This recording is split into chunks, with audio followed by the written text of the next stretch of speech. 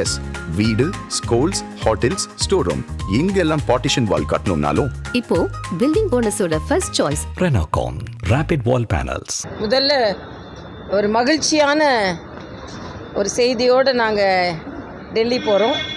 எங்களது அகில பாரத தலைவர் மரியாதைக்குரிய நிதின் அவர்கள் தேர்ந்தெடுக்கப்பட இருக்கிறார்கள். அதில் பாஜகவை சார்ந்த இங்கே தமிழ்நாட்டு பாஜகவை சார்ந்த 23 பேர் வாக்களிக்க இருக்கிறோம். ஆக இது எங்களுக்கு மிகுந்த மகிழ்ச்சியான ஒரு தருணம். தொடர்ந்து பாஜக வெற்றிகளை பெற்று கொண்டிருக்கிறது. பீகாருக்கு அடுத்தால மகாராஷ்டிரா, திருவனந்தபுரம் வரைக்கும் வந்துட்டோம். அடுத்து நிச்சயமாக தமிழகம்தான் வெற்றி. ஒரு பிரம்மாண்டமான பொதுக்கூட்டத்திற்கு மரியாதைக்குரிய பாரத பிரதமர் வருகிறார்கள். அது ஒரு தமிழகத்தில் மிகப்பெரிய அரசியல் மாற்றத்தை ஏற்படுத்தும். ஏன்னா இன்றைய ஆட்சியில் நிச்சயமாக ஆட்சி மாற்றம் ஏற்பட வேணும்.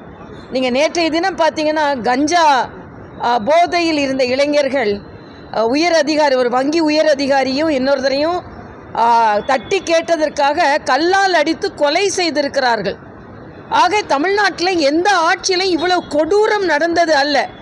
ஆனால் இவ்வளவு நடந்து கொண்டிருக்கும் போதே கஞ்சா இல்லை, போதை இல்லை என்று அமைச்சர்கள் சொல்லி கொண்டிருக்கிறார்கள்.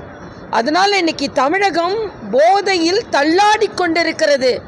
இது உடனே இதற்கு இந்த விடியா ஆட்சிக்கு விடை கொடுக்க வேண்டும். அதான் தமிழக மக்களின் விருப்பமாக இருக்கிறது.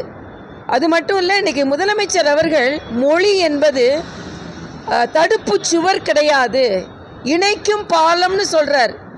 இதைத்தான் நாமளும் சொல்லி கொண்டிருக்கிறோம். நீங்கள் தான் மொழியை வைத்து பிரித்தாண்டு கொண்டிருந்தீர்கள். மொழி என்பது இணைக்கும் பாலம், பிரிக்கும் சுவர் கிடையாதுன்னு பாஜக சொல்லி கொண்டிருந்தது. அதனால தான் மும்மொழி இருந்தால் கூட அது நம்மை இணைக்கும்னு சொல்லி கொண்டிருந்தோம். முதலமைச்சர் விளம்பரத்துக்காக எல்லாம் சொல்லிக்கொண்டு உண்மையில் நடக்க வேண்டியதை நடக்க விடாமல் செய்து கொண்டிருக்கிறார் என்பது தான். இன்றைக்கி தமிழக அரசியலில் உச்சக்கட்டம் காங்கிரஸ் திமுக கூட்டணியில் இருக்குமா இருக்காதா? அதாவது இன்றைக்கி மழை நிலவரம் மாதிரி அவங்க கட்சி தலைவர்களை காங்கிரஸ் இன்னைக்கு திமுக கூட்டணியில் தான் இருக்குது இருக்குது இருக்குது அப்படின்னு சொல்ல வேண்டி வந்திருக்கிறது. அது மட்டும் இல்லை, எங்கள் கூட்டணியை பார்த்து அடிமை கூட்டணி, டெல்லி கூட்டணி அப்படிலாம் சொல்லி கொண்டு இருந்தாங்க.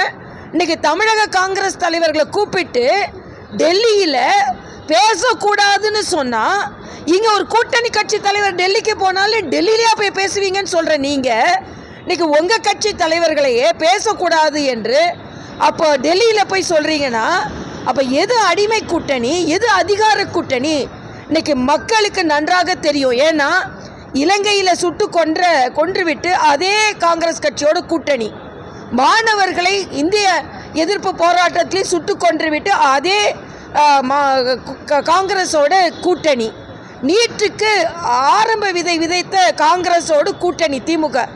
ஆக இன்றைக்கு மக்கள் தெளிவாகி இருக்கிறார்கள். பொய் வாக்குறுதிகளை கொடுத்து திமுக ஆட்சிக்கு வந்திருக்கிறது. நிச்சயமாக அதற்கு முடிவு காலம் எழுதப்பட்டு கொண்டிருக்கிறது என்பதை நான் தெளிவுபடுத்துகிறேன்.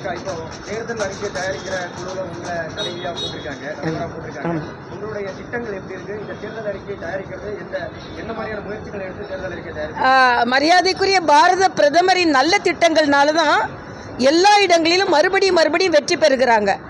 மகாராஷ்டிராவில் மக்கள்கிட்ட கேட்கும்போது சொன்னாங்க, மத்தியில் நல்லாட்சி நடக்குது, அதோட நல்ல திட்டங்கள் எங்களுக்கு மாநிலத்தில் கிடைக்குது, அதனால் டபுள் இன்ஜின், மாநகராட்சியிலையும் அது கிடைக்கும், அதனால் ட்ரிபிள் இன்ஜின் அப்படின்னு சொன்னாங்க. பீகார்லேயும் மக்கள் நல்ல திட்டங்களுக்காக வாக்களித்தோன்னு சொன்னாங்க.